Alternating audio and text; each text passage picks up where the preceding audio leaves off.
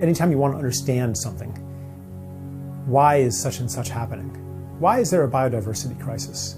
Or why are we drilling for more oil when it's polluting the atmosphere and causing oil spills? Why? And you ask why, and down a couple levels of why, you always get to money. Yeah, I talk a lot about the story of self that every culture has, and it answers the question, what are you? What is it to be human? So it says that you're this separate being among other separate beings in a universe that is separate from yourself as well. Like, you're not me, that plant is not me, that's something separate. And this story of self really creates our world.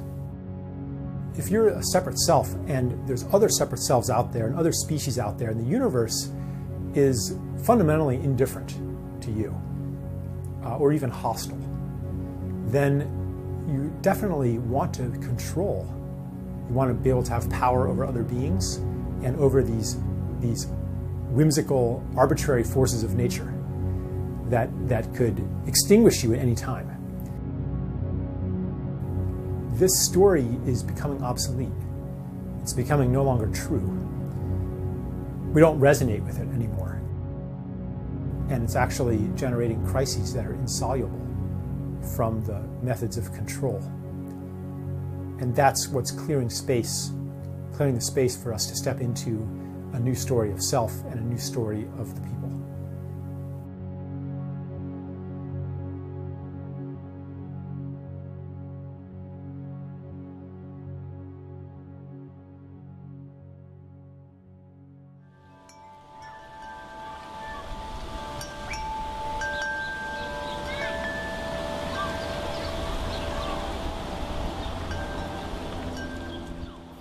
Well, money's an agreement.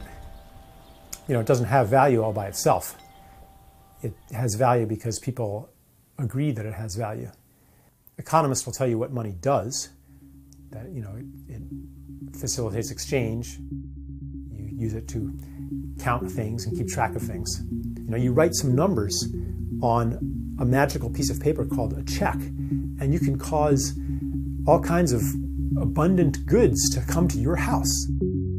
I mean, you could even cause misery for thousands of people if you are one of the highest initiates of the magic of money. Yeah, scarcity is built into the money system. On the most obvious level, it's because of the way money is created as interest-bearing debt. So anytime a bank lends money into existence or the Federal Reserve creates money, the money comes along with a corresponding amount of debt. And the debt, because there's interest on it, is always greater than the amount of money. So it essentially throws people into competition with each other for never enough money. Growth is another thing that's built into our money system. If you're a bank, you're going to lend to the person who's going to create new goods and services so they can profit and they can pay you back. You're not going to lend to somebody who doesn't create goods and services. So money goes toward those who will create even more of it. But basically, economic growth means that you have to find something that was once nature and make it into a good, or was once a gift relationship and make it into a service. You have to find something that people once got for free, or did for themselves or for each other, and then take it away and sell it back to them somehow. By turning things into commodities, we get cut off from nature in the same way as we're cut off from community. We look at nature with eyes of it's just a bunch of stuff. And that leaves us very lonely and leaves us with many basic human needs that go unmet. And if you have money, you might try to fulfill this hunger through purchasing, through buying things, or through accumulating money itself. And of course, now we're nearing the end of growth. The planet can't sustain much more growth. And that's why the crisis that we have today won't go away.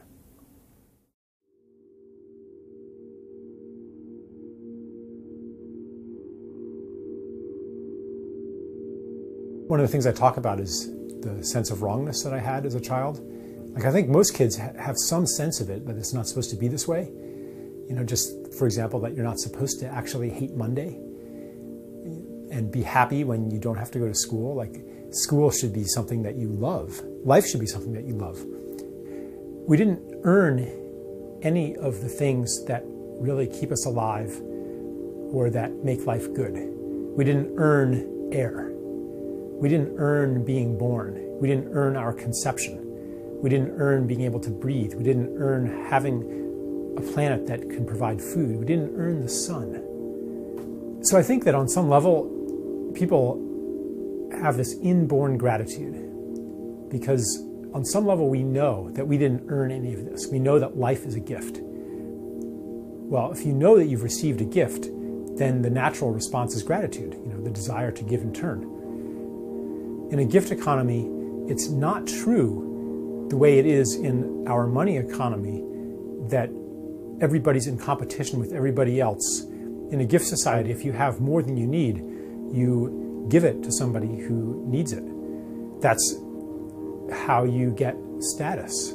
And that's even where security comes from. Because if you build up all that gratitude, then people are going to take care of you too. And if there are no gifts, then there's no community. And we can see as societies become more monetized, that community has disappeared. People long for it, but you can't just have community as an add-on to a monetized life. You have to actually need each other. People desire to enact their gifts. And if they were free from money, they would do it. But money is so often a barrier. People think, oh, I would love to do this, but can I afford to do it? Is it practical? Money stops them. What beautiful thing would I do? What am I called to do? Would it be to set up big gardens for homeless people to take care of and reconnect them to nature? Would it be to clean up a toxic waste site? Like, what would you do? What beautiful thing would you do? And why isn't it practical to do these things? Why isn't there money in those things?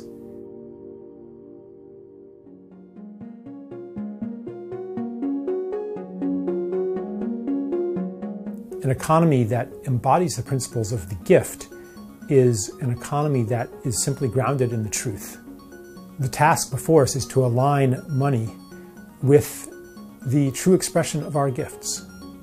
It requires a very different mechanism for the creation of money and the circulation of money. They include things like negative interest, which reverses the effects of usury. They include things like the internalization of costs, so that you can no longer pollute and have somebody else or future generations pay the costs. They include a social dividend, sharing in the wealth that comes from what should be the commons, the land, the aquifers, our cultural heritage. They include a relocalization of a lot of economic functions. They include all kinds of peer-to-peer finance and the peer-to-peer revolution. What will it take to shift away from the current money system? Well, the current money system just works less and less well. Growth can only be maintained at a higher and higher cost. Even our best efforts can't keep the economy growing as fast as it needs to for the system to work. And that creates further misery. People just can't take it anymore. Even the people on top, even the winners of this artificially induced competition, they're not happy either. It's not working for them either.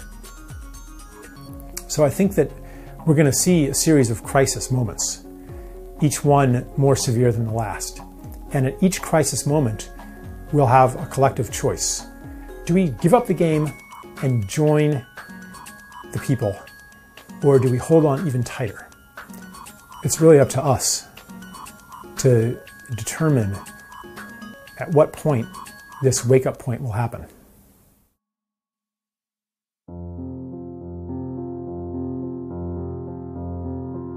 Was this all a big mistake?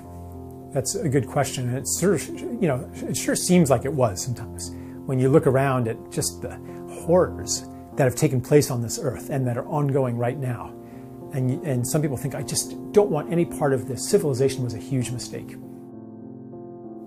I came to see this whole journey of separation not as a mistake, but as part of a larger process. It started, I think, with the environmental movement in the 1960s. That was its first awakening into mass consciousness. And the astronauts went up and experienced the pinnacle of separation. And the photos that got beamed down, even today, it still evokes love in us. So we're falling in love with Earth. That's one part of our transition into adulthood. The other part is the coming of age ordeal, when the old world falls apart and a new world is born.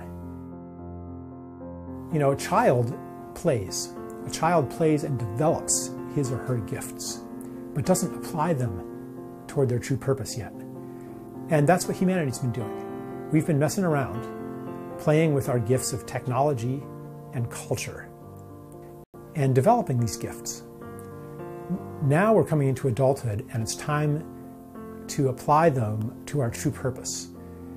At the beginning, I think that'll be to simply heal the damage that's been done. And there's a lot of healing that needs to be done, and it's almost impossible, actually. You could say that really we're in the business of creating a miracle here on Earth. I'm saying it's something that is impossible from an old understanding of reality, but possible from a new one. And in fact, it's necessary. And in fact, anything less than that isn't even worth trying.